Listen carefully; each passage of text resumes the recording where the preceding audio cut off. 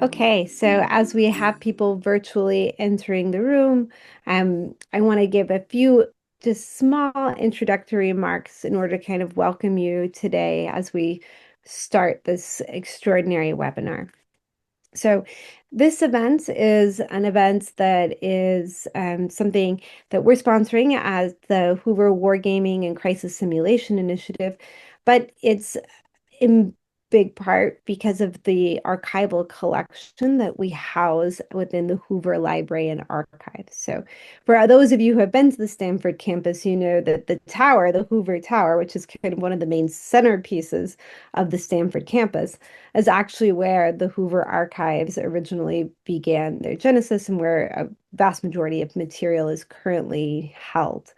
This is a repository that has an extraordinary amount of primary source material on revolutions, on war. And this library, this collection that we've currently started, which is a wargaming collection, is meant to kind of be a new type of collection, which is primarily a digital collection. And our aim is to democratize the ability to look at war games, to be able to think about war games as meta-analysis and as large data sets, and also to be able to kind of dive into the weeds of the historical case study. So the Wargaming and Crisis Simulation Initiative has been, we've been up and running for a little over 2 years. And in those 2 years, we have acquired over 3,000 different objects that are part of this archival collection. Now, some of these are declassified, some are unclassified, some are researcher materials, some are from foreign countries. Now, of those about 3,000 documents, we probably have 600 to 700 that are currently available online. The rest are kind of going through the curation process. And really, in an exciting addition, and this is the reason why we're holding this webinar today, is that over the course of a few years, working with the Naval War College and their archives and their legal team, we were able to digitize an extraordinary amount of war games that are currently held within the Naval War College archive. And in particular, we were able to digitize a huge amount of material from about 1885 to about 1945. So those materials are now up at wargaming.hoover.org. Our extraordinary program manager, Jacob Gantz, will put that link in the chat. And for those of you who have been to our website, often we actually just included an entirely new box on wargaming.hoover.org, which is Naval War College materials. That way it's easy to find this extraordinary trove of material. And so feel free, as we're taking part in this discussion, to go ahead and peruse the documents that are currently there. We're also continuing to work with the Naval War College to make sure that documents going all the way up into the 90s and early 2000s that have reached their declassification date are declassified and released to the public. So that's, as you can imagine, that's a very long and very difficult process. So we're hopeful that that process will lead to the documents in the next 6 to 9 months. But keep tuned to what we're doing here. So we're constantly updating our data collection. Now, today we're going to focus on games that were played between World War I and World War II at the Naval War College. And I have the real honor today to be joined by some historians and strategists who are kind of the world's leading experts on these games. So Norman Friedman, strategist. He does historical, technical, strategic factors in the work that he's done. He has a PhD in physics, actually, from Columbia University, which I also love Columbia University. I'm an alum of Columbia University, but he's written over 40 books. And has written some of the best work on the interwar war games at the Naval War College. And John Scott Logo, professor in the Wargaming Department at the Center for Naval Warfare Studies at the Naval War College, where he has been since 2011. He is the author of Designing Gotham, which is about West Point engineers. But he is also a member of the department where I used to be a member, where John Scott's not only a historian, but he actually kind of lives the war games on a day-to-day basis.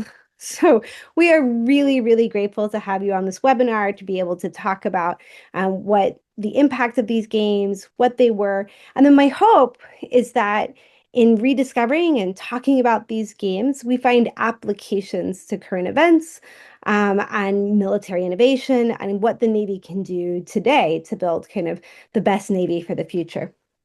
So I want to start a little bit with the some historiography about the documents. Now, Jacob and I spent a good amount of time in July, August, and September of last summer digitizing these materials, and it's extraordinary. I mean, you open the file and you pull out these maneuver rule books, and they're like these tomes that are this big, and you still have the torpedo effects in there and these huge charts. But it's not a simple story about how those documents ended up on that desk in front of me last summer. So, Norman, you've been working with these documents for a very long time. How did you come to them? What do you know about the history of how these documents were preserved? Well, I think what you got was files that I found at the War College. At some point, and I've forgotten what year it was, the Naval History and Heritage Command asked me to write a history of interwar wargaming at Newport. They thought of that as a compliment to uh, work that had been done on the full-scale fleet problems. And it's obvious there's some kind of connection. So I was not a wargamer, but I was a naval historian. And I had certainly spent a lot of time at Newport for various purposes. I found out that the archivist, Dr. Evelyn Sherpak, was about to retire. So, ouch, because she knew her archive brilliantly. So I called her up and went up there. And fortunately, there were digital cameras. And I was limited by the number of hours in the day when I could sit in the archive and by the strength of my arm.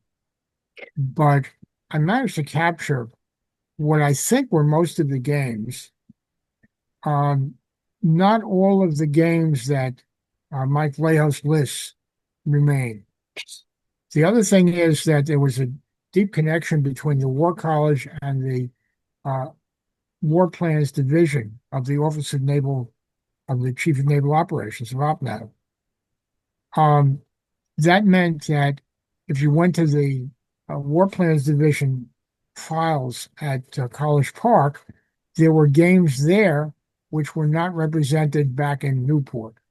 If you look at all of them, the first thing you discover is that Newport had a very different view of wargaming than other places. In Newport's view, war games were always two-sided. And what they were really trying to teach was how to outthink an enemy. So it was very important that students were on both sides. If you look at others, the British, I suspect the Japanese, a war game is more a simulation of what we want to do, and let's see how it can go wrong. If you read about the gaming that the Japanese should have paid attention to before Midway, it's not a game that we would play. It's a game in which they carry out their operation, and then they ask, well, can anything go wrong? Um, with games at Newport, both sides had the option of making sure things went very wrong for the other side. And they were really teaching how to make decisions. So the method of making a decision was that you thought through what the enemy might do. You see that in a lot of places. Um, a lot of their gaming was not what you would think of as naval. Uh, well, how would you deal with World War One strategy? That was a day's worth of work, I think, maybe more. Um, how do you make decisions? How do you think through? And their motto, if you like, was you want to outthink a smart enemy, which is a rather good motto. Now, to support that, they try to simulate actual naval battles. You can decide whether you think the simulations worked or they didn't. Um, After things went sour at Newport, there was a very bitter paper written by an ordnance officer who said, well, a lot of your assumptions are haywire. You're teaching people how to fight naval battles using various kinds of details of the enemy, which you don't know. American naval intelligence wasn't terribly good at that time. And certainly when you find out about action in the South Pacific, you can tell. All of those things came together. They had a tremendous variety of scenarios, but the big scenario, the big game, represented the war plan. So until 1933, or through 1933, it was the war plan against Japan, which was the through ticket to Manila. The fleet would steam west. The war would always begin with the Japanese invading the Philippines. And the question was, well, what do you do about it? And the idea was the Army would hold out as long as it could, waiting for the fleet to relieve it. If you read Army accounts of the campaign in the Philippines in 1941-42, there's a bitterness about the fleet not relieving them. They omit a little detail, which was that by 1935, we knew the fleet could never get there in time. And General MacArthur signed on to the concept that they would hold out as long as they could and then fold. They never expected to be relieved. But of course, MacArthur doesn't remember things very well at that time. We all have that problem at some Well, point. yes, a little thing like your chief of staff of the army, you sign a document. You know how it is. Anyhow, um, what happens in 1933 is very interesting. They have an evaluator, a Navy captain named Van Auken. I think he was the only one ever in that job. I don't know because I don't have a lot of their archive. I don't know why he was appointed. It was a very, very good choice. He kept papers on lessons learned from the games. But after that game, we said, well, as usual, we beat the Japanese because there are more of us and fewer of them. But most of the American battleships have taken underwater damage. You know what that means? That means they'll sink unless they keep their pumps running. And eventually they have to turn them off. Now, in this particular game, the Japanese overrun Manila before the fleet can possibly get there. And later in the commentaries that Van Auken leaves, some Army officer says, yeah, we knew that would happen. You've been kidding yourselves for years. Anyhow, said, this is a joke. Your ships will end up sinking in anchorages in the southern Philippines because there are no floating dry docks, there are no repair facilities. The Japanese will go home to their dockyards and be fixed, and we will lose. What are you going to do about that? This was a remarkable insight. And for the first time, I think the only time, an account of the war game written by Van Auken went to the chief of naval operations. His reaction was to change the war plan. We changed from the through ticket to Manila to what's called step by step, which is how we fought World War II. That's a remarkably effective war game. So I go, wow. And I keep reading. The successor to the president of the War College at that time leaves early. The War College loses its influence. It's shifted to the Navy educational system, where before it had been an arm of the Office of Chief of Naval Operations. I couldn't find out exactly why that happened. I would recommend that someone could find out. It'd be very interesting. Something went very sour. up until that point, you find questions asked of the president of the War College, like, how do you think carriers should be used? And he writes back, well, in the 1930 war games, this percentage of the time they use this way, this percentage this other way, we think blah, blah, blah. And oh, by the way, the blah, blah, blah shapes the next class of carriers. He's taken very seriously. Then I look at attempts to shape warship designs later in the 1930s. And although the War College is on the distribution list for the questions, there aren't any answers. Yeah. They're no longer feeling that they should be talking about that. Um, Now, the War College influence starts in the 1920s, well before the president comes in, who does the heavy lifting. In 1929, the question is, well, uh, how should we react to the new naval treaty limiting ships more Yeah. radically in Washington? Look, I'm going to interrupt you there because I actually do I want to start from this very beginning. I think it's important because you've seen all of these documents. You've touched them, you've felt them. John Scott, you've lived them. You physically live in the Newport area, right? You look out into Narragansett Bay, Oh, right? no, I'm a New Yorker. Well, John Scott lives up in Narragansett, Newport. And so both you and John Scott have an intimate understanding of what these games are.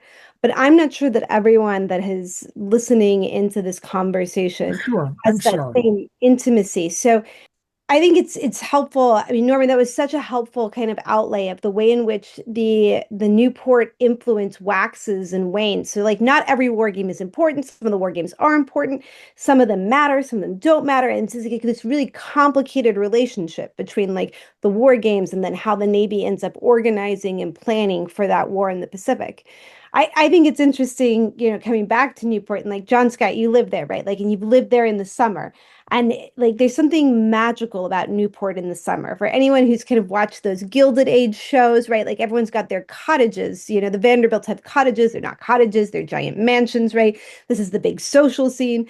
And so you have to imagine the Naval War College is actually formed in the late 1880s. So this is like peak kind of Gilded Age times. But it was this kind of upstart. There had never been a professional military education like it. All of the Navy's kind of traditional education occurred at the Naval Academy. So then they had this idea to like, we need to do training of officers besides just the Naval Academy. And this is a big debate because actually the Navy's like, no, they need to be aboard a ship. But there's like these curmudgeon group of people that are living in this like gilded world, and they create this war college. And as you point out, Norman, their war games are different that they turn to. And that's because they have these kind of funny little characters. They're not little, but like McCarty Little, who is like this Newport resident. And he's really excited about the Prussian way of war, which is a very organized, very scientific way of designing wars. War games are a huge part. It's the Kriegspiel, right? So there you have faculty like that are sitting in Newport. But as you point out, Norman, it is not like a fait accompli that the Naval War College is going to end up being influential. But so what do they have going for it? At the beginning, not a big budget, and the Navy doesn't like them, right? But they had some pretty enterprising entrepreneurial leaders, and they saw these war games that were a huge part of kind of who they thought they were and how they thought the Navy should be organizing and thinking about campaign planning. And so they started running war games as early as like the 1890s. And we know Well, this because they invited journalists from Harper's Bazaar to come and or Harper's Weekly to come and chronicle the war games. And we have letters where they invite the Secretary of the Navy and Theodore Roosevelt to come out and watch the war games. And Roosevelt, who does spend his summers, in Newport, says, "Oh, I can't come this year, but I would love to partake in one of your grand strategic games next summer." So they're using war games like to, think about the future Navy, but also from the very beginning of who the Naval War College is, they're leaning on war games as a huge part of differentiating like what the War College is versus the Naval Academy and other parts of the Navy enterprise. And John Scott, you've looked at, you've touched, like you've engaged with these documents. Can you explain for people who are kind of just coming new to these games, like how did how did they start? Like, is this about teaching? Is it about learning? Like, what was this for the Navy? Like, how are these games? What was the genesis of thinking about these games? And like, how are they designed and integrated into the Naval War College in those early years that are like right before World War One and right after World War One? I think John Hattendorf and Mitchell Simpson and Ah, those folks have it right in Sailors and Scholars. And Luce was a reformer, and he was in the spirit of Henry Emery Upton, and they needed some idea of how to transform the education of officers beyond the tactical level of war to think operational, to think strategically. And so Luce was an advocate of applied application of war. So study of war, independent study, read books, uh, read theory, read Clausewitz, read Jomini, but then also think about how can a naval officer apply that. And obviously, we know that ships are expensive. They tried to have their training destroyer flotilla in the 1890s and the first century of the 20th century, early 1900s. But it became easier to do war on a map or chart maneuver and the evolution that happens there. And so I would submit it's three parts of what I've discovered, and I can't thank Norman enough for the work he did, because I have set off to try and answer those connective tissue questions of what in the 20s and 30s, how those games get there. Uh, and at first, McCarty Little is using them to as a way to teach. But if you study the history of the Navy's General Board, and you look at the work of John Kuhn, and John Kuhn is very informative. The War College was on the General Board and was in favor, and of course, Edward Miller's War Plan Orange documents this connection. But at some point, the Navy and the officers, the staff at Newport realize it's a form of research. Not only is it a form of education, but it's a form about learning about modern naval warfare. It's about learning how to fight these steel ships and the Steel Navy with the big guns and that early period that Norman has documented in so many of his books. And I would leave with two points to before I stop here. One is wargaming is the Navy's version of planning. The Eisenhower trope. It's not the plan; it's the planning. And the people say the Navy doesn't plan. No, wargaming is how the Navy plans, and it does it in its own cultural way. Um, having spent 20 years in the Army, I was astounded at the willingness of naval officers in the 21st century to go into a war game and not know the outcome. A lot of Army officers will go into an exercise or quote unquote war game, and they try to control everything throughout that whole training process. So, wargaming is a way to train, it's a way to plan. And finally, the connection with Van Auken starts with Harris Lanning. And Lanning is advocating and testifying before the General Board as early as 1922 as Captain Lanning. Tell He everyone, said, yeah, yeah, yeah. yeah. And so we're, as Captain Lanning, you know, it's the first time I find in the proceedings, and if you look at the whole 1900, 1950, they're all online now. You can get them from, they've been digitized, the microfiche have. And this is where I found the connective tissue that answers some of what Norman is trying to look at of, you know, it may not be a direct influence on the plans board, but the CNO is sitting on the Navy board, and in 1924, Lanning testifies about the value and performance of carriers in the 22 games. And that's the first time since 1911 that the General Board says, you know, we're going to start consulting the War College again, if it's just through testimony. So it's a form of training. It's a way to think about planning for the Navy. And lastly, it becomes a way to think about research how decisions will be made with these modern weapons of naval warfare, and it's experimental in so many ways. And I would argue that it was done through the people, going between the journal board, the folks who were on the staff, the officers who were in the games, and then the folks who end up those officers who end up going into the exercises that El Nafi writes about. So this, I'd throw in somebody else. Um, if you go back to when the War College starts, um, naval officers are not chosen by uh, some kind of evaluation. It's seniority only. And there are people who realize that this is not a very good idea in a world of technology.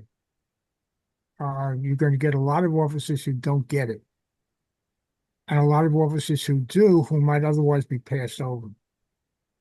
So there's a strong movement towards, uh, if you like, a more intellectual Navy, more technical, and uh, that keeps running. Um, it it runs through World War One. Sims becomes a major force in that. Norman, can you Sims, explain to people who Sims is? say again? Can you explain to people listening who Okay. Sims is, Uh, who William Sims? Because he becomes an William important character. Sims is a naval officer. He was appointed president of the War College about 1916. Then he becomes the U.S. Navy chief in European waters. Then he comes back and he becomes president of the War College again.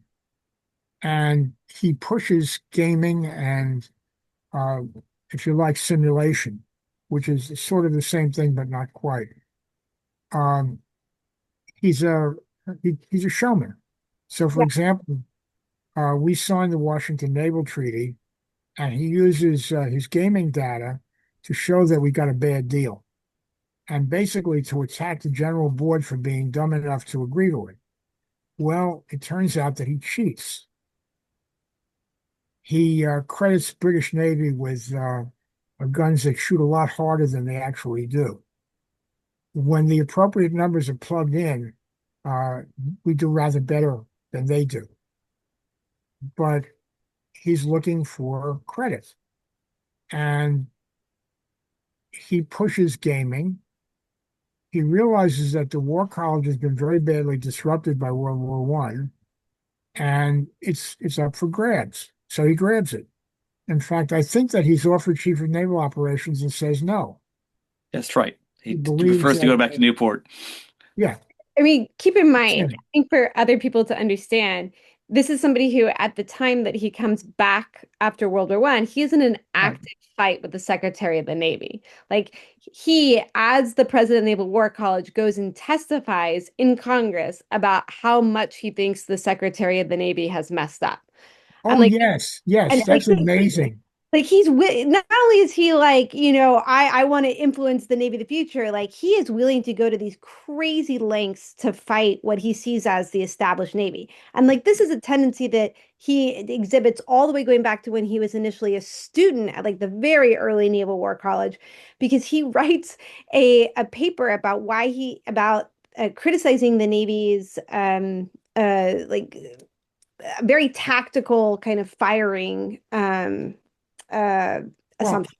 I have to And say he that, to Roosevelt, like straight to Roosevelt. Can you imagine? Like he was like an O3, and he sends it well, straight to the like Theodore Roosevelt. That is insane. well, the Navy is a much more open organization at that time than we can imagine. Um, Look, I worked a little bit for the Army, but not much. I have the feeling that uh, to an Army or Air Force officer, the Navy is insane. Well, I I like the am an Air Navy a Force lot. officer, so I do think the Navy is slightly insane. Agreed. Well, um, the Navy places a much greater uh, load on individual commanders. And that's because until very recently, communication was extremely difficult. But in a world in which space assets may be destroyed and jammers may be everywhere, It's probably not the worst idea, but that's a secondary thing. Um, the War College was to teach you to think so that if you were in the middle of nowhere and you were responsible for something, you would know what to do. That's very important. Now, um, Sims was a showman. He was willing to take chances. The time when he went after Roosevelt personally was an argument about gunnery. Can you make the fleet work? And there was a gunnery revolution happening elsewhere. Roosevelt was very receptive to that idea. The gunnery performance in the Spanish-American War was fairly appallingly bad. Excuse me, leave out the fairly. If the fleet doesn't do its job in war, why bother? And if you want Congress to build a fleet, you better convince them that it works. So Sims, as a reformer, got a lot of mileage out of it. And when he came to the War College, he thought, well, that's where it should start. Um, at that time, I think they were beginning to have merit-based promotion only. That was something quite new. If you look at the contemporary Royal Navy, you might ask a few questions about that. We had had a tremendous shock in World War One when the U.S. fleet operated with the British and discovered that it was amateur hour. I used to say that you get reform when you lose something big, and you get reform also when you virtually lose. And I think that World War One was like virtually losing. Norman, I'm going to interrupt for just a moment right there because this is an opportunity to highlight the World War One experience. In attendance today, we have Martin Frost. He is the grandson of Holloway Frost. And of course, Holloway Frost, as a lieutenant, came up with the first rule set. So one of the major seminal battles of World War One was the Battle of Jutland, where the Royal Navy and the German high seas basically fought to a draw, May 31st, June 1st, 1916. And Norman's well aware of this battle, but I'm just sharing for the audience. And by November of 1916, Lieutenant Frost had drawn the first rule set and schematic. So the college upstairs at Luce Hall could replay the Battle of Jutland based on reports from William Sims's London flagship and newspaper reports. And as they kept playing this game later on, the German high seas accounts as well. And they were trying to understand what happened with this major, what was kind of a stalemate, is how most historians would say would happen with the first major modern battleship battle in the 20th century. So I think Holloway Frost is one of these staff, as a student turned staffer, who spends the next 20 years studying the Battle of Jutland, becoming a staff officer for the Navy as they go through the Treaty Navy conferences throughout the 20s and into the 30s, where he's writing for proceedings. Holloway Frost is writing for the Washington Post op-ed pieces to do this campaign, a strategic campaign, communications campaign to the nation for the Navy's bidding. Norman, have you had much interaction with Holloway Frost with your research? No, my research was in library research. But could you speak to the Battle of Jutland and what that meant to you, Well, the interwar period? Yeah, my that's first great. comment would be that uh, Jutland was less studied than people claim. Um, the question at Jutland was, uh, how did you reconcile the performance of the two navies with the theoretical performance they should have had? They made many fewer hits than you would have expected. If you were doing the gaming, you cared a lot about that because you had to estimate how well your fleet would do. And uh, one of the reactions was in combat, things get a lot less effective. That was apparently a very important lesson. I was surprised that the War College did not play Jutland very frequently. And the reason is obvious. Once you have airplanes, you're not going to have Jutland. One of the weird things that you get reading about the British is that in their tactical school, they had a couple of big dioramas. One showed the battle as it was fought. I'm not sure how you could make a diorama of a battle that extensive. And the other showed what it would be like with modern uh, improvements. Well, what it would be like with modern improvements, at least with the U.S. Navy, would have been no battle. There would have been a lot of air spotting, which would have told the commander exactly what was happening. And the fog of it had a lot to do with what Jellicoe could and couldn't do. But massive torpedo bombers would have made a hell of a difference. And it's very striking to me that the games were a way of telling officers who were not flyers, were not aviation enthusiasts, what airplanes meant. That's why American officers in World War II, who were not aviators like Spruance, managed to perform extremely well in a combination air and naval battle. They understood what was going on. If you look at the contemporary Royal Navy, they didn't do a lot of gaming, as far as I can tell. And they certainly thought that airplanes were sort of a nice touch on the side. And boy, that had a big effect. Jutland was the only big modern battleship battle that you could look at. So, of course, it mattered a lot. But it mattered mostly because of the fog of battle, that neither side really understood what was happening. Uh, Jellicoe apparently a lot better than the Germans did, but how he understood that, I think, was more experience in pre-war exercises than anything else. Yeah, There were always questions about why things went sour. Only much later was it public that the British lost more ships because of grossly suicidal practices that they followed. Let me, And they covered up. yeah. I think it Well, might be helpful to let me show people what we're talking about. I think it can feel Oh, kind of okay. theoretical. Uh, Does everyone, Norman, John Scott, can people see these maneuver rules that I've pulled up? yeah, from June 1st, 1923. Sure.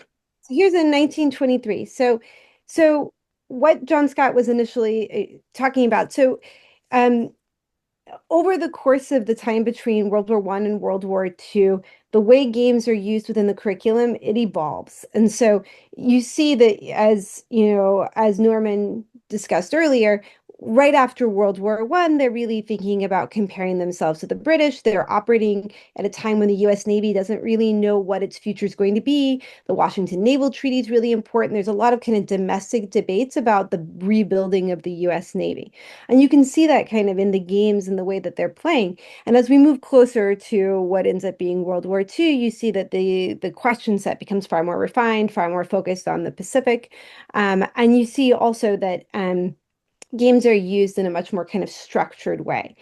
But whether you're doing a historical game or you're doing a game that's replicating what's going on almost contemporaneously in the Pacific, you have to have rules in the game.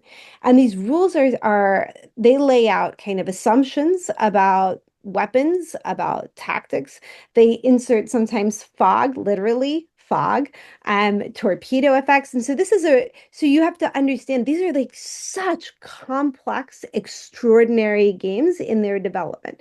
And they represent, so if you're writing the maneuver rules in 1923, this is a 110-page document. It's telling you about communications, gunfire, torpedo fire, mines, submarines, aircraft. So this is, I mean, keep in mind, this is 1923, so it's relatively new. So some of this information they're getting straight from Navy intelligence, and so they're ingesting it into the game. And actually, some of the game materials that we brought in that they for games that occurred during World War II, you can see where they had an order of battle, and they actually cross out like, oh, this one's KIA, this one's no longer working. So you see that like they're actually like updating the maneuver rules as orders of battle are changing in the actual conflict itself.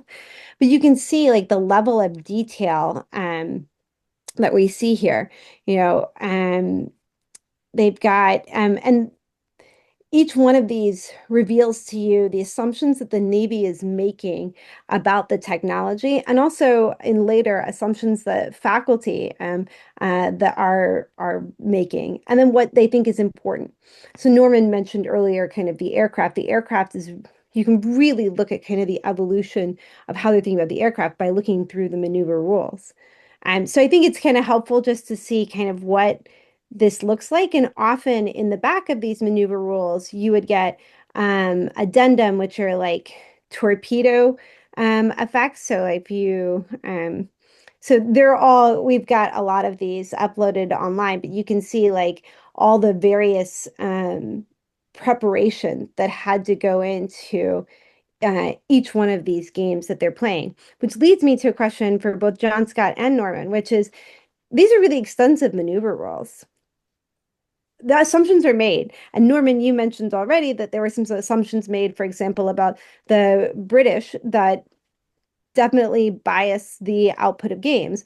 There are other assumptions that are being made about emerging technology, aircraft carriers. Sure. I'd love for you to highlight, both of you, one case where either they got it right and that's amazing, or they made the wrong assumption and that had significant implications for whether the games got the future right. Well, these are simulations, and they're half rooted in the current situation, and they're half a little bit future because these officers are going to rise to the point where they actually use the stuff. So I think the worst errors were probably the ones pointed out by that officer. Uh, because our intelligence was appallingly bad, we could not guess things like deck armor on enemy ships. You can't see that. We couldn't see how well fuses worked in shells. Once you get to details, you get stuck in details which really matter.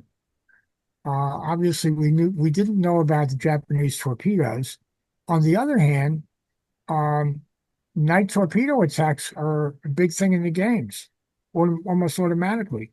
One of the striking things in the games for me was that a lot of the way that battles played out, you could see because it made sense. The logic of the games was always look at what the enemy might want to do. Look at that first. I think that was really the biggest contribution the War College made, that it taught the officers, before you get smart yourselves, ask what the enemy will do. Then get smart. And get smart based on what you know about the enemy's ideas. The only thing we didn't predict was kamikazes, as Nimitz said. On the other hand, um, in accordance with the culture of that era, whenever there was a game, um, one of the entries for the enemy was racial characteristics. Yeah. Now, you know that there was supposed to be a lot of anti-Japanese racism in the U.S. Navy. That isn't what you see in those games. What you see there is one entry, fanatical bravery. That's not too bad, you know? That's how they played it. Now, how fanatical and crazy they would be, obviously we didn't realize. Well, I do think games in general have trouble assessing political will, and they also struggle with um, military effectiveness. Like we can model how good a torpedo is, but it's very difficult to model the crew's familiarity with that torpedo or the Oh, maintenance done absolutely. on that torpedo. And so Well, that's they always had a limitation of games in general. um, when John I Scott, started, do you have any examples of rules or assumptions that were embedded in these games that were Yeah, either a like it's it. extraordinary win or significantly biased it in a way which made them less valid? well, they Um, tried, they tried very hard to make it difficult to be lucky. So, for example, the damage assumptions on ships did not include lucky hits. Hood would not have blown up in these games the way she did in 1941. yeah. And we So were certainly aware that terrible things could happen. I mean, we'd seen Jutland, but yeah. we assumed that people were smart enough to get away from that. Norman, I think what strikes me now and where I've been with the research I've been doing for over the last year is going back to the work that you noted about the use of the carrier and carrier formations and getting rid of the small carriers for initial planning, at least Ernest King's desires in 33 to separate the carrier force from the main body. And that really propelled, for a lot, both political reasons and technical reasons, why we have the carriers emerge as one of the main battle arms in the Second World War. I know Tom and Trent Hone have written about this as well, but what reinforces it for me is both King's testimony to the General Board and Captain Lanning's testimony to the General Board and how he umpires the fleet problems in 35, 36. So I think the games really helped carrier aviation. They didn't get it exactly right. We ended up having large carriers and small and escort carriers in effect. But to make those decisions and where they wanted to go, I think the experience of King in the 33 game played out, and his experience in the fleet problems really influenced his decision and his recommendations during that interwar period for carrier aviation. John Scott, I want to take a second there because 1930, the class of 1933 is actually this is an important class. There are other cohorts of classes that end up being very, very important to the history of the Navy. So can we talk a little bit about who played in these games? Are there people that played in this game that had an outsized effect in the Pacific War? Um, I think there are some really, and we know about this quotes from Nimitz, but that relationship between the players and then how the games influence the players themselves ends up being an important part of the story of the interworld war games. So who are the players that played these games? Well, certainly it's Nimitz, it's King, it's Stark, it's Richmond Kelly Turner. You have and Bill Halsey. Bill Halsey, those are probably the most famous of the five. Um, and the other curious aspect is Yeah, that because not everybody that's listening to this is going to be as like Navy fluent as you. Who okay, Admiral are King, Commander in Chief of the Navy during CNO during World War II. Obviously, Nimitz, the commander of the Pacific Fleet uh, after Pearl Harbor. Spruance commands a task force at Midway and then through 43, 44. And of course, Admiral Halsey was supposed to have commanded his task force at Midway, but Admiral Halsey ends up commanding multiple battles in 43, 44 in the Philippine Sea. so this is quite the roster, right? Yeah, and the other thing I would add, and this is important, and I think Norman would agree with me, is the Nimitz quote was really solidified as myth in 1962. Stacy Perillo, if she were here, she could show you the correspondence between the college and a retired Nimitz to get that quote to the way we know it.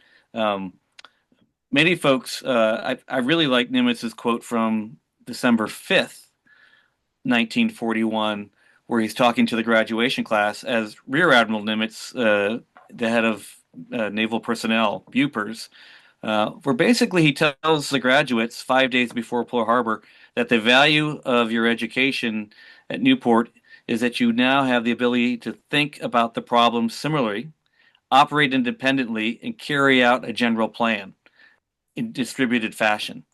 Um, and so that is really what the habit of mind is.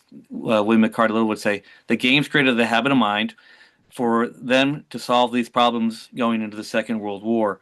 And the other thing is The fact that Spruance and Richmond Kelly Turner, they were actually on faculty running the games in 36 and 37. So I find it curious that they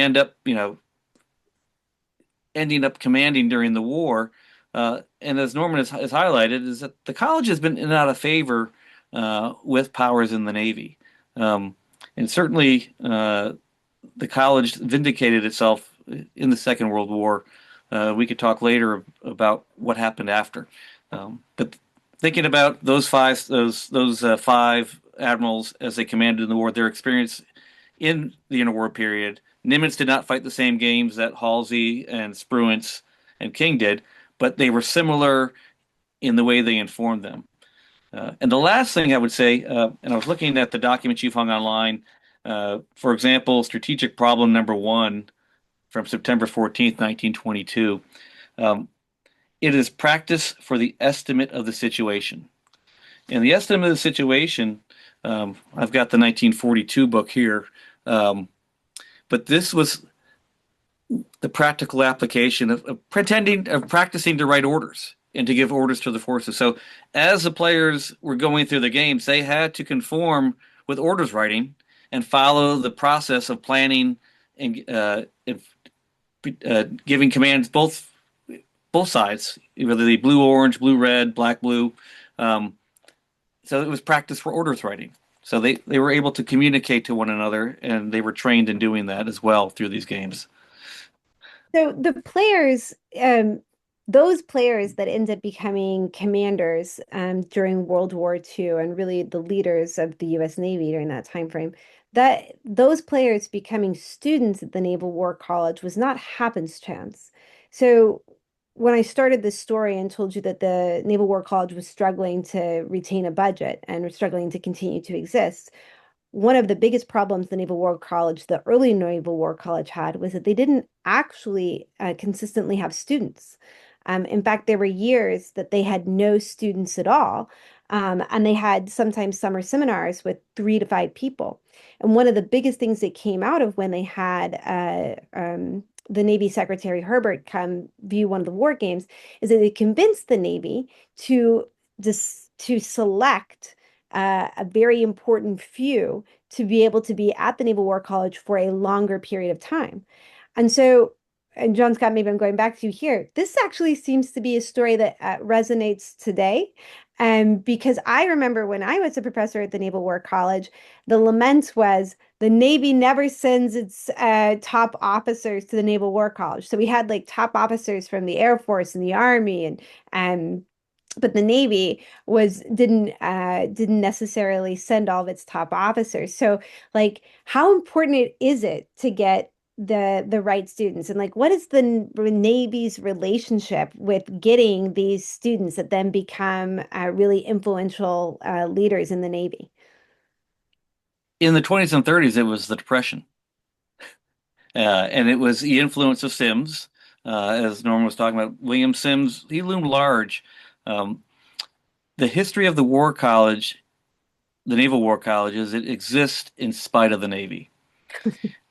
So when Luce establishes the school, it starts in 1884, but really he was hosting these seminars, and basically if you were on Goat Island, which is where the hotels are now in Newport, but it was a torpedo station, and that was the only part of Newport that the Navy cared about, was the torpedo station. And if you were left on pier side and you got harangued, you got recruited, you look at the first graduates that came, those were probably the guys that were stuck on the dock and got told to go over, take a barge over to Coaster Harbors Island, listen to Luce, listen to Mahan, and do and maybe do some war games by 87 with 1887.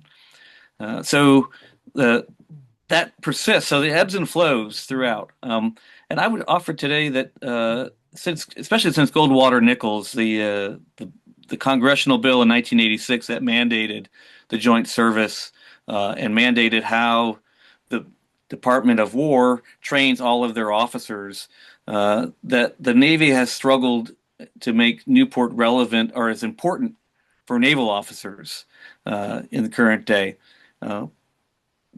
But that's not to say that we don't get good naval officers at the college. We do Yeah, get yeah. excellent officers, It's but they're just not selected the same way that the Army, the Air Force, and the Marines select officers to come today. The way that Bupers selected those officers in the 20s and 30s to come to Newport for Sims's college.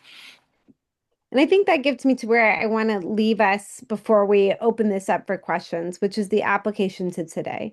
So I'd love to hear from both of you. Norman first.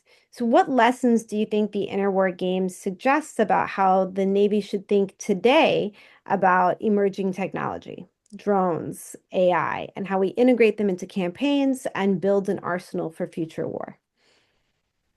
Oh, well, the important thing for me is that the games were filled with the then emerging technology, which was airplanes. And as a result, American naval officers understood what airplanes could and could not do and how to use them. Now, if we do not fill the games with the currently emerging technologies, probably cyber and AI and things like that, we're shortchanging ourselves. Because what will happen is that we'll have a core of people who know about these things in a black way. And then we'll have officers who don't have any idea except to ask their cyber people what to do. Uh-uh, bad idea. Now, obviously, a lot of what happens in cyber and crypto and the rest should not be spread around, period. But there's probably a way to spread around a synthetic version of it, which is safe and can be handled in normal classification. And that's important. If you want a lesson of wargaming, the first thing that would be necessary would be to compare our wargaming with other people's. I tried that. It didn't work terribly well. The British had some wargaming. They talked to us about it, but it was so different that I'm not sure we got it right.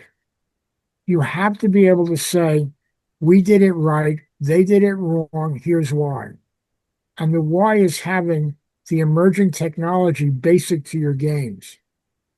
Yes, we had games which involved a lot of carriers.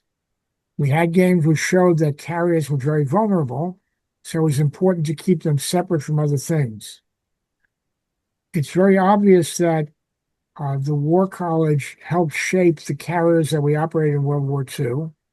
And I would argue that that may have been their biggest contribution other than changing the war plan. But to do that, you have to have people with a sense of what the technology does. If you don't have them, they're going to be blindsided. And the history of secret weapons is extremely depressing that way. So If it's John, too yeah, secret to talk about, you can't use it. you're kind of living through this because as both a historian who looks at the interwar games and as someone who works directly with the Navy to help them build the Navy of the future, what do you think that this time period can tell us about the drone revolution, the world that we're in? And Norman talked a little bit about technology. I'd also like to hear your thoughts about the way the interwar games might be able to help the Navy think about what its kind of theory of victory in any future conflict might be. Jackie, did we mention Strategica yet? No, I was going to mention it right before we went to questions, but this is a great time to do that. Yeah. So Jackie had write some short commentary in my piece and on the online uh, magazine or digital journal Strategica for the Hoover Institute. I look at this and I I think what's important is understanding the enduring principles and fundamentals of how the games worked. And I think Norman hit it right off the head from the start of the session with decision making. Uh, and what we have to do and what we do now, and the challenge is, regardless of security environment, what are the decisions that operational joint maritime leaders are going to have to make in battle tomorrow? What information do they need? How do they make the decision? And how does AI influence that? How does cyber influence that? Right? And isolating and understanding that dynamic, I think, is what they did so long ago. Right? You know, at the height of the gunnery adjudication in the 30s, it was 57 minutes of adjudication for 3 minutes of play, right? So not very satisfying from an experiential gameplay. If you're used to playing on a game board or a digital game or video game, but it was so important to make sure the information was right as they projected it to be, that the students would be able to make appropriate decisions and have the information appropriate to do that. And I think we do that approach today. If games can be used, we use games for the fleet and for the joint force staffs, and then the students, we play the on-class games, and we have to simulate just enough of what AI does to the environment, what cyber does to the environment, what space does to the environment, and where do you get to make a decision of that if you're a combat leader, if you're an operational leader. And that to me, that's the lesson from 100 years ago, is make sure that your games are not exercises. Make sure your games are not just rote training of how to write an order, but you have some thinking and decision-making information in there that gives that decision-making experience in the simulated game environment. Well, that leads me to the final question I'm going to ask before I open up to the audience questions. So please do put your questions in the Q&A box, which should be at the bottom of your Zoom screen. So John Scott and I were at the Naval War College together for the few years I was there. And one of the big debates we had while I was there was this question of iterative wargaming. And we must have sat through, like, I don't know, 10 different meetings about like what is iterative wargaming. And I think the interwar war games were used as an example, maybe like in a kind of a blasphemous way, right? Like there was this assumption that we knew what iterative war games were because what we wanted was what we did in the interwar years. But what this conversation over the last hour shows is that those games were actually, there was a lot of differences between them. They were really complex. So what is there a thing called iterative wargaming? And even if there isn't, what can we learn when we think about designing games or we think about building games within professional military education curriculum? What can we take from the interwar years? What do we learn about game design and how we run and execute games? I'm interested to hear what Norman says. Yeah. Well, the first thing is that they were not iterative in the sense that the people playing were very different each year. Every year, there were a lot of small games, and they led up to the big game. The big game was played by everybody available, and it simulated part or all of the U.S. war plan against Japan. So in 1927, I think Pratt was president. He gave a talk to the class before the big game that year and said, "This game is your future. This is what your career will look like. You'll be fighting this war if we ever come to war." And it was the big fleet progress to the Far East and then the big battle against the Japanese Navy.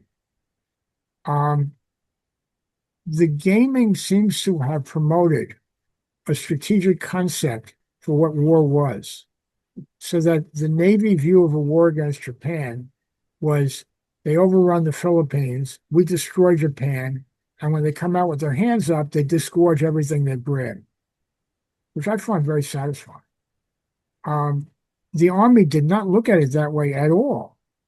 In its view, it was all about particular pieces of territory.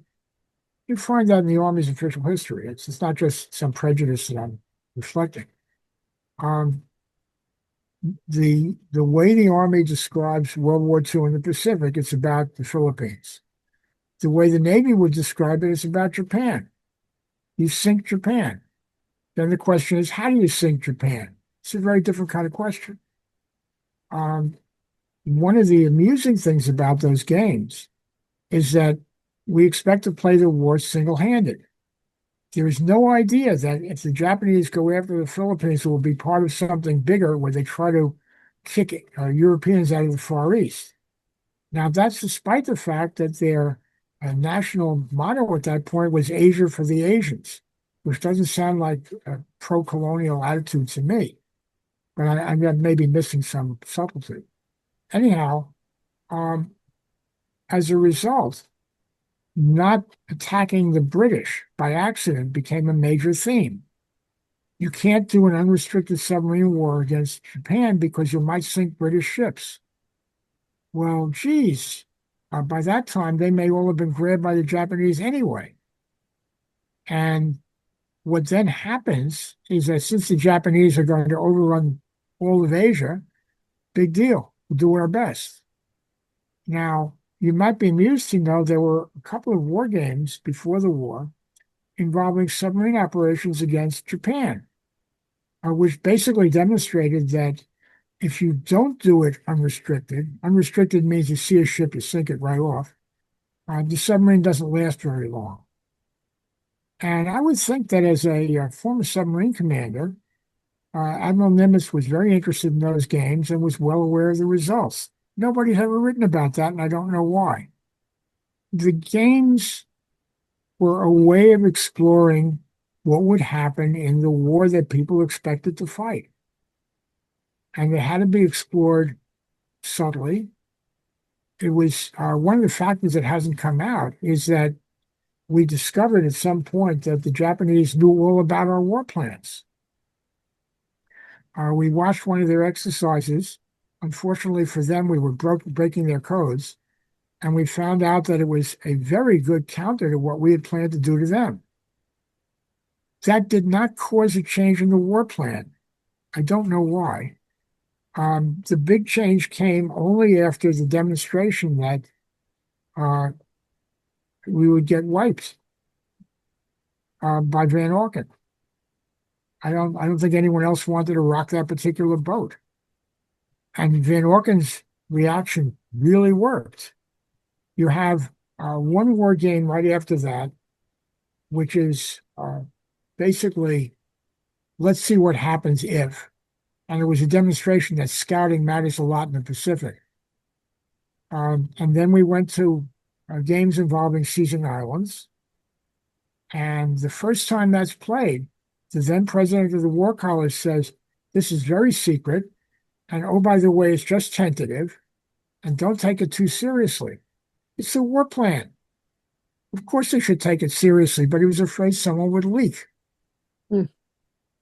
So one of the questions that you might want to ask is how well did the Japanese guess what we were up to? I've never seen anyone who talks about what they figured out about us. Yeah, And, well, the good thing is the Japanese archive is now far more accessible than it has been in the past. So that's actually an archive that we're hoping to get a researcher to go into to get us a better understanding of kind of their perspective of war games and stuff. well, it would be, we would want to know a lot about how they were thinking just before the war. There's a little bit of evidence. So that that, actually leads me really nicely. It's a really good segue, Norman, into one of the audience questions that I'd like to start sir, with. And this is from Dana Iyer, and he asks, he brings up the famous Nimitz quote, which, for those who have not heard the quote, the war with Japan had been enacted in the game rooms of the War College by so many people and in so many different ways that nothing had happened during the war was a surprise. Absolutely nothing except the kamikaze tactics toward the end of the war. We had not visualized these. And as John Scott mentioned, this is actually something that is written in the 1960s. And so, there's context around what he's saying. But Dana goes on to say that as a sociologist, he reads that as saying, we did really well when we thought about the Japanese as professional military officers but when they became Japanese, left professional military norms aside, they really surprised us. Is there any evidence of reflecting on how war games should incorporate sociocultural dynamics? So how do well, you think about playing the red team? I don't think there was ever any real incorporation of Japanese attitudes in any war game that I saw. The Japanese side was played by Americans, and they played as Americans. So their preferences didn't play. Um, we knew they would be aggressive. I don't think we understood that, for example, they made very little effort to protect their ships. The damage control was awful. Everything went into shooting. We were not as alert as we should have been. Everyone knows that. But there were lectures on topics like Japanese thinking. Mhm. I have copies of them. I've not read some of them. But I don't know that anyone noticed. I think that the students worried about the games. The games were their whole education. Uh, we cannot imagine how intensely that was done. And Yeah. if you're a successful officer, you're going to be somewhat aggressive, right? You better be. And this gives you a chance to find out how aggressive you can be. Yeah. I'm going to plug another book. John Lillard's Playing War. John, he wrote and he introduced me to the Van Auken report with his research. Evelyn Sherpak put that together for him, probably as well as for you, Norman. And we went looking for it, Stacy Prillo and I did, because we couldn't find it. But what it is, what Van Auken's report, the 33 report that he submitted to CNO, as Norman's been talking about, was the first time that I can find in the Navy's history of trying to get at iteration. And Mm. when I say that, is they said, you've been CNO and Lanning said we've been playing the blue orange game systematically. Problem number 4 for 1927 through 1932. What can we learn about all the times the students played this game? Now, granted, it was U.S. Navy students playing the orange side, Japan, and U.S. students playing blue, right? And what you get in this report is a cross game analysis, and you also have in there they use these huge architectural blueprints, and they had this table, and they laid out the games. You probably saw these, Norman, where the 33 game had the most information. It had the order of battle for blue, the order of battle for orange, the path, the island path in which the strategy in which the blue players took. It took the scouting, and it had the kills and the casualty counts. And it went from 33 to the games in 28. I'm sorry, 33, 32, 31, 30, and 29, 28.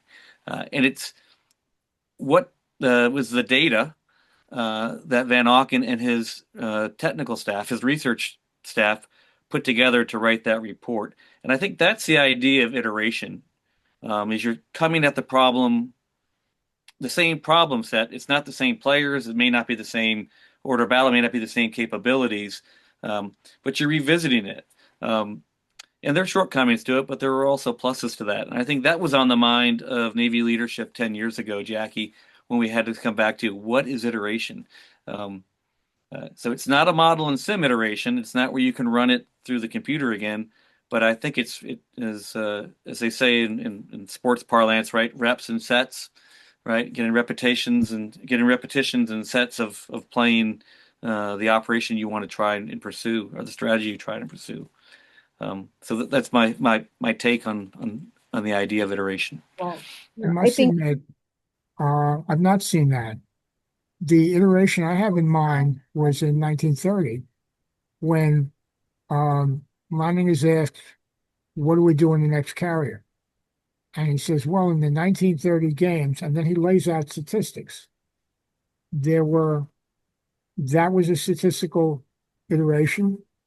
Uh, the other one was he was asked whether we should have torpedoes in heavy cruisers, which, by the way, were very common in the world's navies.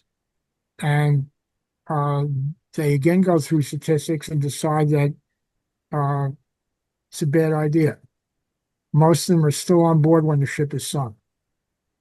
So I think that they did that by looking at one class running through a large number of small scale games rather than the big one.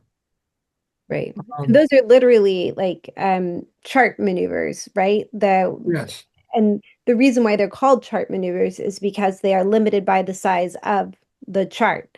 Well, Quite it, literally. I would say it differently if you like. Sure. They're called chart maneuvers because that's what they're done on. Exactly. Um, Exactly. and they These are use rather large very charts. tactical. The idea is to differentiate that from the full-scale fleet problems. Now, I have to say something else. Years ago, a very smart naval officer said to me, you know that in a full-scale exercise, it has to be designed so that everyone gets a chance to play. You can't have, for example, scouting failures, because in that case, you will have spent a fortune setting this thing up and nothing happens. And yet in real life, right? Now, I can give you an example. The year after they figured out that the through ticket wasn't going to work, they did not yet have an accepted alternative. So they ran a game which is different from most and kind of weird. In this game, the idea is that if the fleet reaches uh, Soviet territory, we just recognize the Soviet Union, the Russians will decide to go in with us. Good luck to that. Um, and so it has to go by a north-about route along the Aleutians. And how does it get there? Well, the Japanese in this game stationed submarines around Pearl Harbor, not to sink the U.S. fleet as it comes out, but to determine where it's going. And we depth charge them to keep them from finding out. Well, in this case, the depth charging works. The fleet escapes and it goes north. And the Japanese commander has to try to find it. And he sets up a chain of cruisers, but it's not long enough. And he spends about, oh, I think it's 3 weeks or 6 weeks, desperately trying to find the U.S. fleet. Eventually he does. He bombs us. But to me, that was to show you that the Pacific is a rather large place and that it's possible to evade detection for a surprisingly long period. Scouting matters. And had that been a full-scale exercise, it would have been, what the hell are we doing here? So I want to bring us back to so the original question was about this kind of sociocultural, and it related very nicely to this larger question of iterative. And I think one of the things that both Norman and John Scott are highlighting here is that the iteration was not in doing one game over and over again, but instead the ability to look across games that had a series of different of differences, right? They differed in players, they differed in assumptions about technology, Oh, sure. and but I do think that what they did not vary very much was thinking about the red team, right? So your players might play the red team differently based on their own kind of beliefs, but this wasn't like a systemic thing that the Navy necessarily, thought about was the way in which the red team changes might occur. And I think that is not an artifact of the interwar period. I think it is very difficult in general to think about the red team playing the adversary, even in large games right now that are run by the U.S. government. You have a limited pool of people that are able to represent with any fidelity at all the bad guy. And so you actually get a very kind of small, if we're talking about iteration and looking across games and the value that looking across games gives us into understanding big patterns. If you only have a small amount of people who are constantly playing red team, I think you do run into some of the issues that Dana's bringing up, which is where you don't have a lot of variance about sociocultural assumptions within the game. And Sure. instead are reflecting like very limited pools and very limited numbers of people. I want to also I want to bring us back into the to present day and this question by Joseph Walla. So he talks about some very prominent unclassified war games that are run by CSIS. So CSIS runs games looking at the Taiwan a conflict around Taiwan. And they find that, this is a war that would be a significant war of attrition, and there'd be a lot of munitions and a lot of lives lost. And it actually made a pretty significant impact in the public. There was, featured on Bloomberg and Wall Street Journal. Um, but what he's asking in the question is like, is that still something that we're thinking about? Is that something that we think about when we design games today? Um, if we were taking the interwar model and we're now thinking about a US-China problem instead of a US-Japan problem, what kind of games should we develop to think about that problem? And then how would those games then influence decisions about procurement strategy and tactics? There's something we haven't brought up about Newport. Newport was a fairly isolated place. Once you went up there, you probably spent your time there. You certainly, the culture of the interwar Navy was that you shut up. That's a very important thing. Having worked in the classified business for many years, I certainly value shutting up. Games that are public have a publicity value. There's no way to escape that. And as a result, I'm a suspicious character. Now, that may be unfair, but for example, uh, in a more open world, the 1933 game would never have reached the conclusion it did. No one would have passed a memo to the CNO saying, watch out, you're in trouble. There was a lot of publicity about what we would do in the Far East. I have a distinct feeling that there was none about island hopping before World War II. I may be wrong. There was a book called something like War Plans and War Games by a well-known commentator. I think it was Captain Pulliston in the 1930s, which I have someplace, but I haven't read. Uh, and the idea was that you could deduce what we were going to do from the well-known full-scale games. That couldn't be hidden, and the Japanese obviously monitored ours the way we monitored theirs.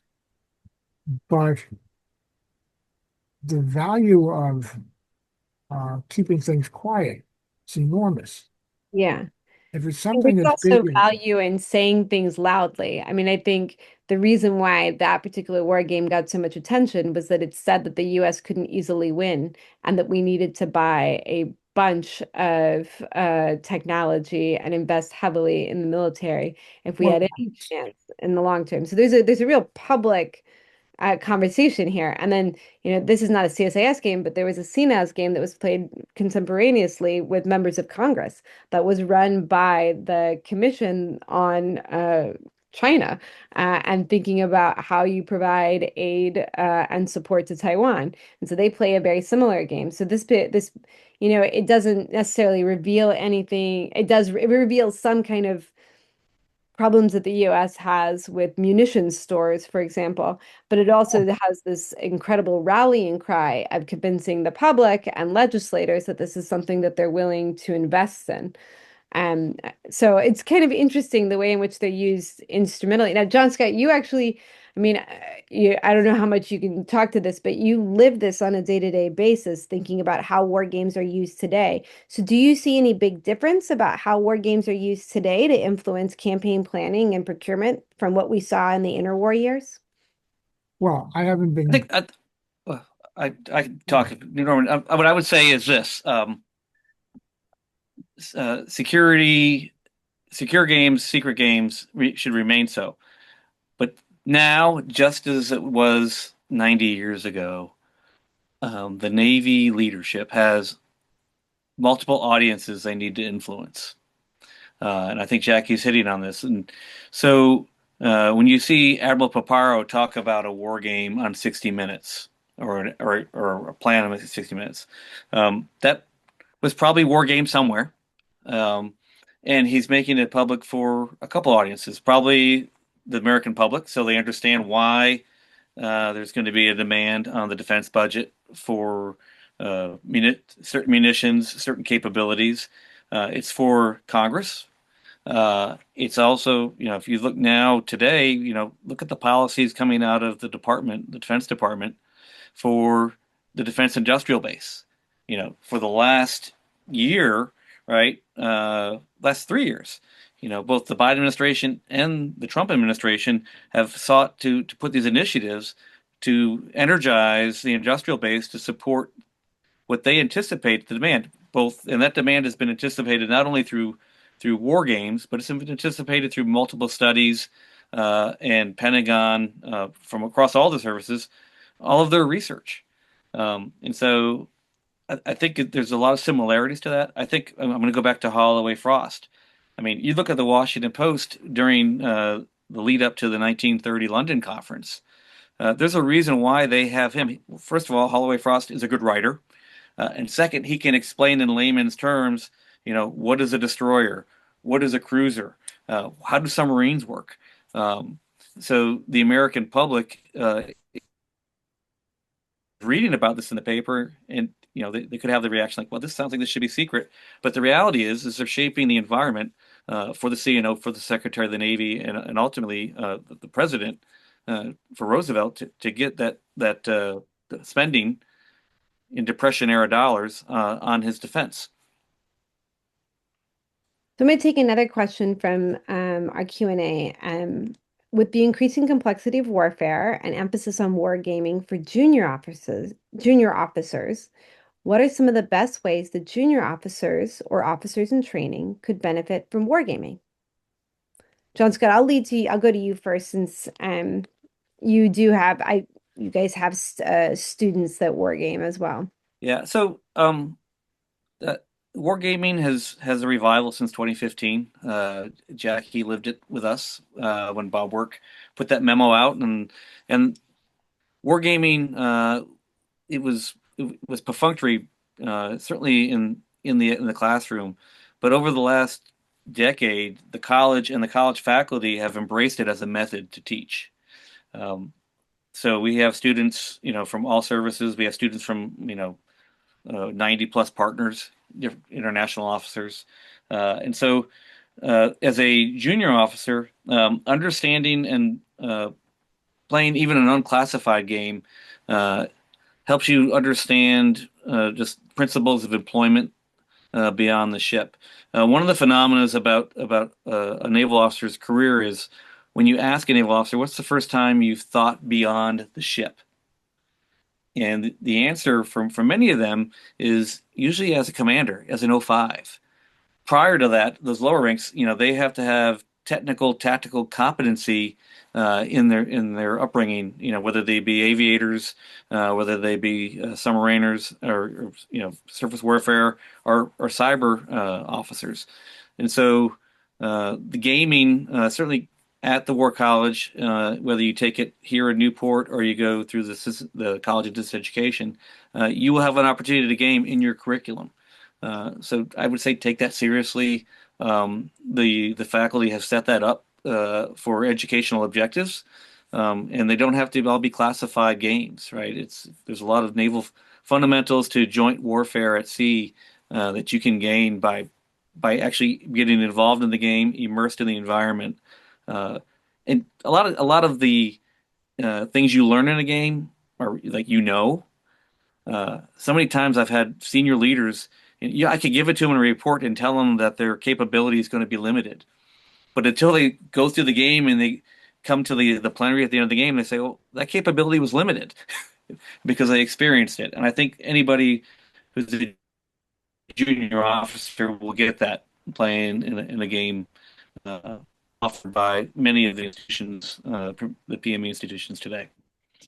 I would say kind of reaching back to the historic part of what made Kriegspiel is kind of the first real kind of campaign level gaming that advents in the Prussian military.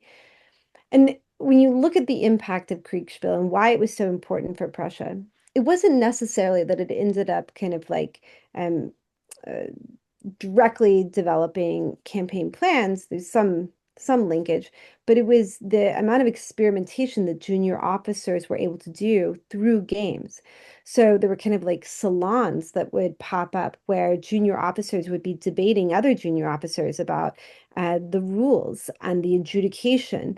And like, oh, if we do this tactic, I don't believe it's really going to have this effect. So I think the value for junior officers often is not is it can be in playing games, but it's also in you know, building the rule sets of games. And actually, when I worked at the Naval War College, one of the things that I thought the Halsey group did remarkably well was that they always integrated the students as part of the adjudication. And the students would spend like an entire semester looking at that adjudication and saying, no, I don't think that's right, or I think that's changed, or I think there's new technology. And so there's a lot of experimentation and learning that can occur not just in playing games, but also in engaging with the games at the rule set level. And I think that sometimes gets overlooked. Um, let's see, let's take another one. Okay, so this is a favorite because I play with this a little bit. Right, we've been talking about history, and we showed kind of how complicated these games were, but that there were limitations in these games. And one of the limitations, right, is thinking about the enemy. Well, today we have the opportunity to integrate new technology to think about the enemy.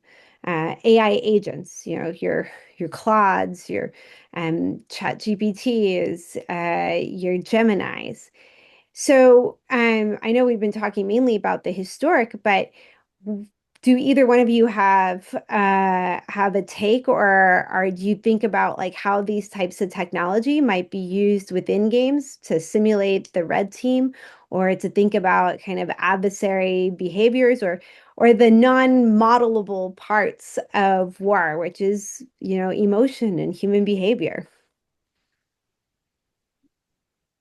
I was just answering a question that someone was asking about getting into sociocultural aspects of adversaries in these games. Um, we do a deterrence game, and one of the things we do is we build a game. You may have the two adversaries or three belligerents that you want to have, but often we have to replicate the rest of the world and how other entities, other countries, other agencies may react to an escalatory or de-escalatory move in a deterrence game. And what we've discovered is that we've been testing the rest of the world, so to speak, with an AI agent and say, how might Japan react to an escalation between Russia and the US? Right. So we don't have to invite a player to play Japan. We could use the AI agent to say what might be a typical, Japanese government response to a blockade, or as you pick your prompt for it.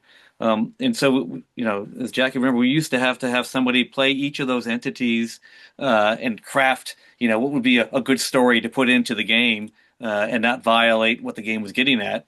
But they weren't representing a true player, right? It was to create the environment, the decision environment. So AI agents, I think, that's low-hanging fruit for us to use them today for games where you do a deterrence game, a instrument of power game. Yeah, hopefully it decreases like some labor, some of the labor that's involved in making these games. Now, I'm there's no, not really worried about that. You hear two things about AI. One is that it's designed to make you love it, and the other is that it gets hallucinations. I first worried about this in connection with a thing in a Newport game some years ago called the Knowledge Wall. The idea of the Knowledge Wall was that a commander would have enormous numbers of inputs that he would find very difficult to manage. So you could manage them by what amounted to AI, although it wasn't called that. And my question was, so how does he know that they're reliable? And the answer was, well, he can drill down and find out where it got his information. And the answer on my part was that as the weapons are flying and hitting people and blowing up things, do you really think he has time to do that? And the answer is, you've got to be kidding. What I worry about in AI is that the people who are selling it seem not to have much sense of the way people think. Perhaps I'm being too crude in my estimate of the technology world.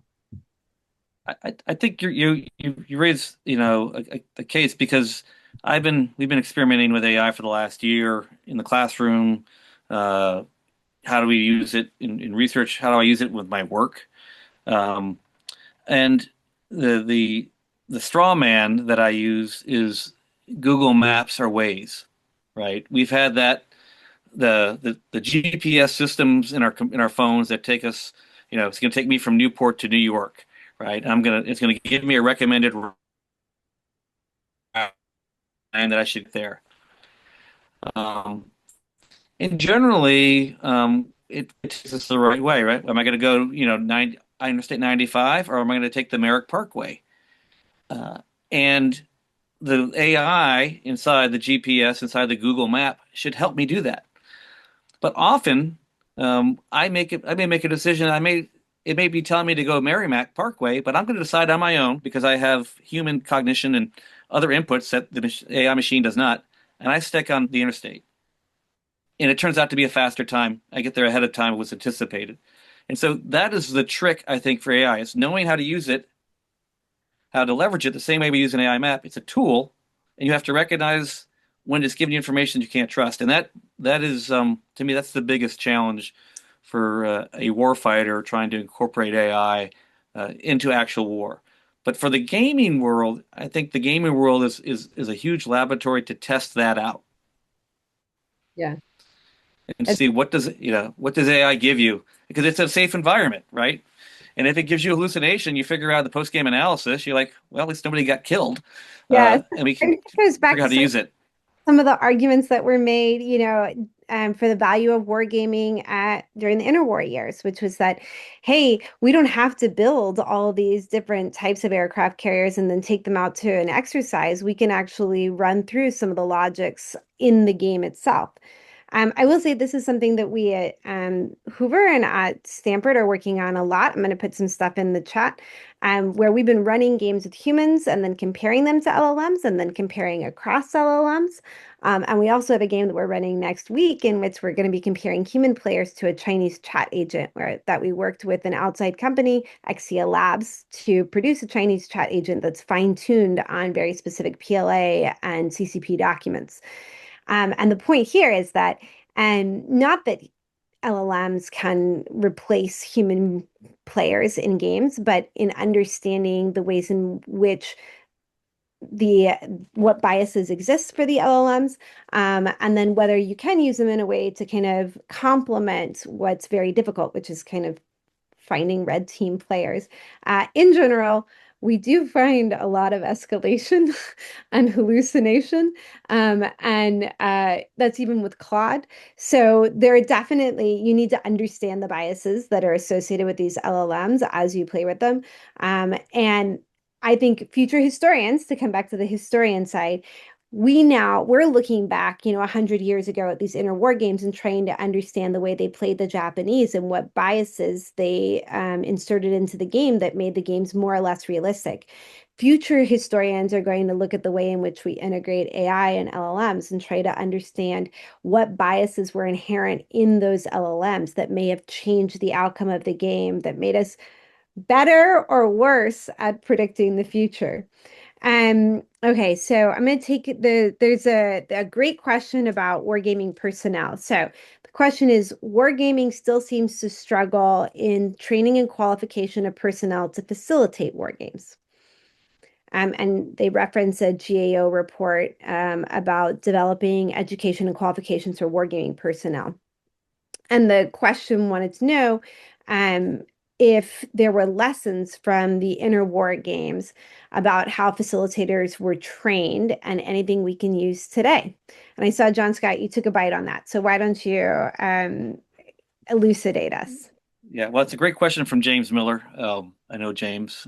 He's worked with us and he's been at the college before. And I think Norm would back me up on this. And what I said back to James is that 100 years ago, the wargaming staff was predominantly naval officers. And so the subject matter expertise required, I think, to be on the War College staff. They weren't necessarily called faculty; they were War College staff back then. Is that operational naval experience? number one. Number two, uh, and Jackie could attest to this, um, the enduring question in my time at Newport has been, how do you make a war gamer? Right? And that's been asked by leadership. It's been asked by our department chairs and deans of, do you send somebody to the course at Naval Postgraduate School? Is it somebody who comes out of a wargaming methodology at one of the universities?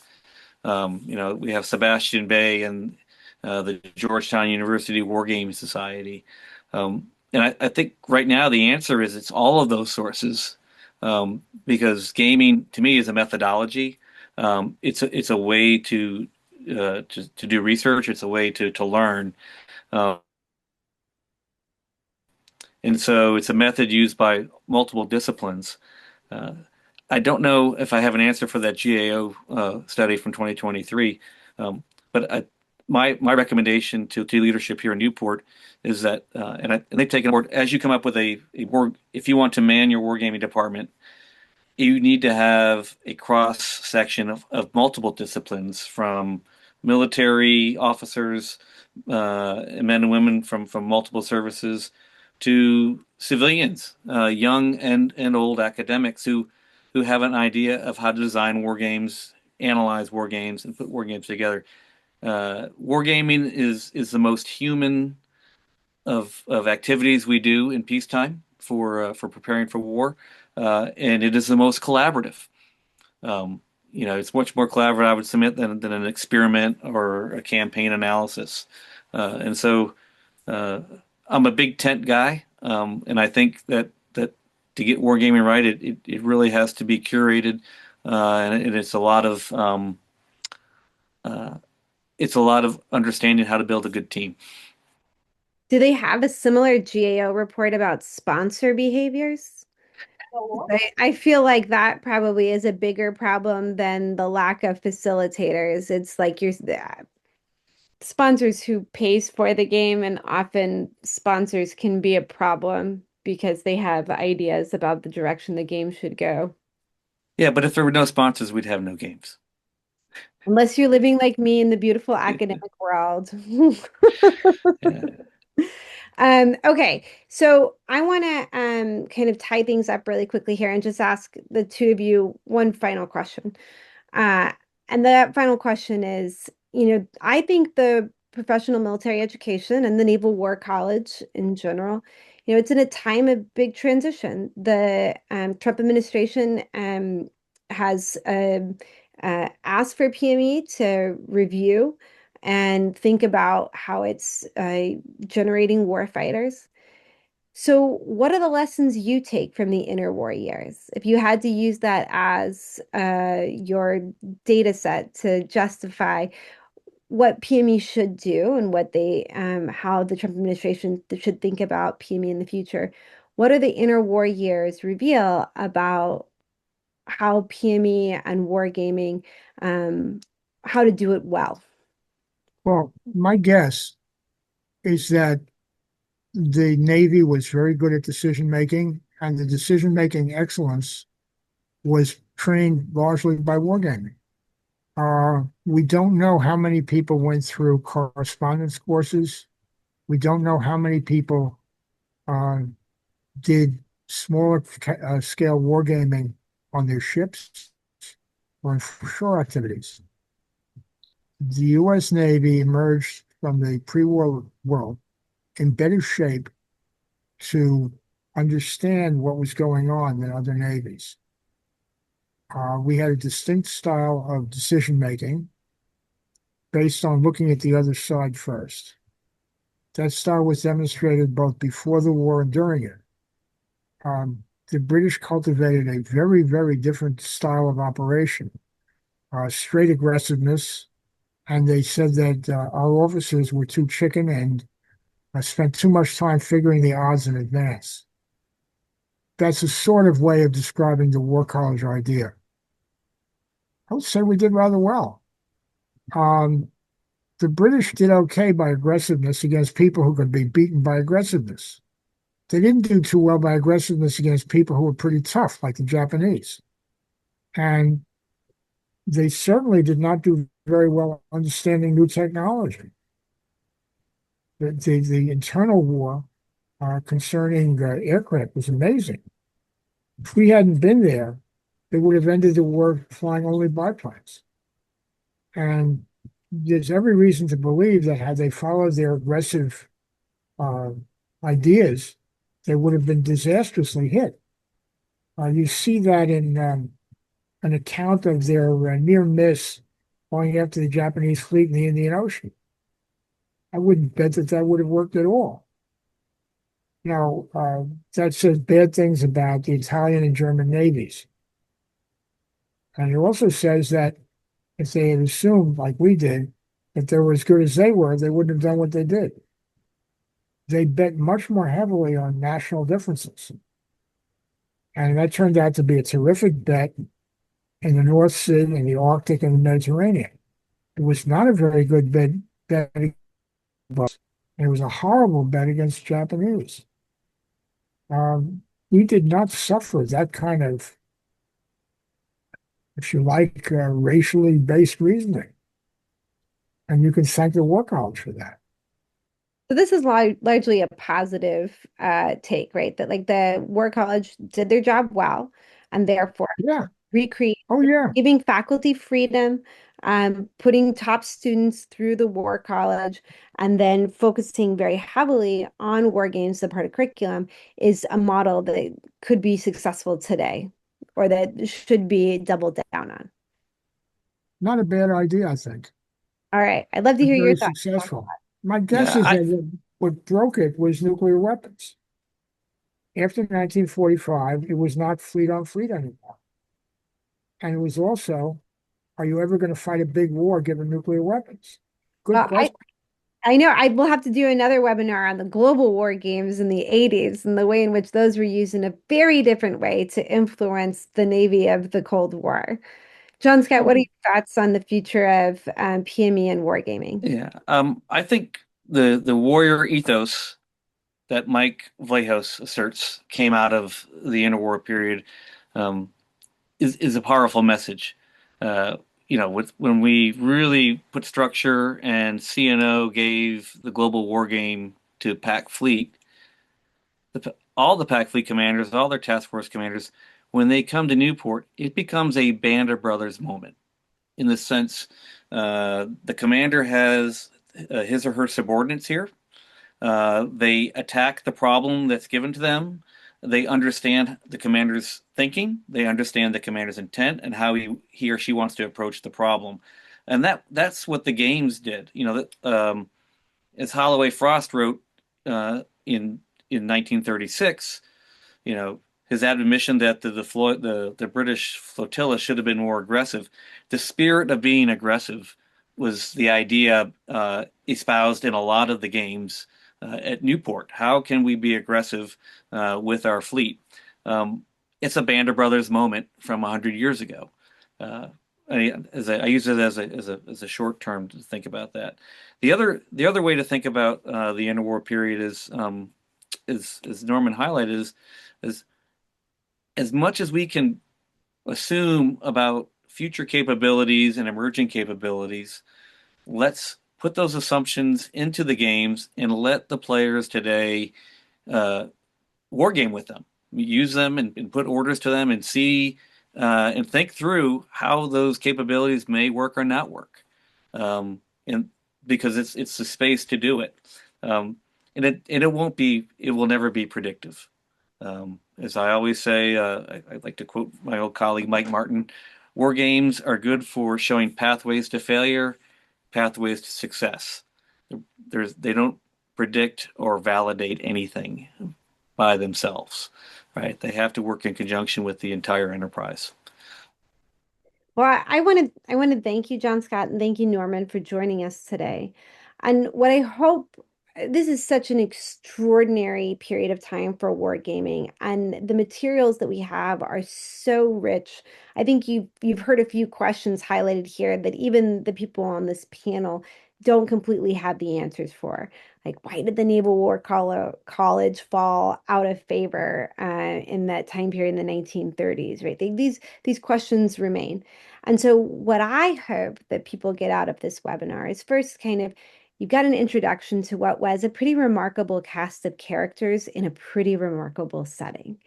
And each of these characters, I mean, the Holloway Frost, the Lannings, I mean, there are names here that deserve more attention to better understand the way that they influence the Navy of the future. And so what I hope is that this conversation, by introducing you to these characters, this location, and these games, that if you're just new to the interwar games, that this opens up a line of historical inquiry, that you look at the documents that we have, that you find new documents, that we better understand and delve into history. And what we hope as part of our collection is that anybody can access. You don't have to physically go to the Naval War College. You don't have to file FOIAs. We did that for you. And these will become highly accessible, that you can look across cases to do analysis so that the iteration of war games doesn't have to happen in one place. It can happen digitally, and that we're able to make war games something that is more accessible, and therefore also a larger part of the way in which we think about using war games for policy and for understanding historical processes. So thank you so much for joining us. And please do look at the materials and engage with us. The materials are at wargaming.hoover.org. And then our team is always excited to hear from people who are using the material and who have questions, or maybe they want to know, have you seen this document or that document? Because we have, oh gosh, over 2,000 documents that are still sitting in our individual files that have not been uploaded to the public repository yet. So if you have a question, we might actually have the document that answers it, even if it isn't online.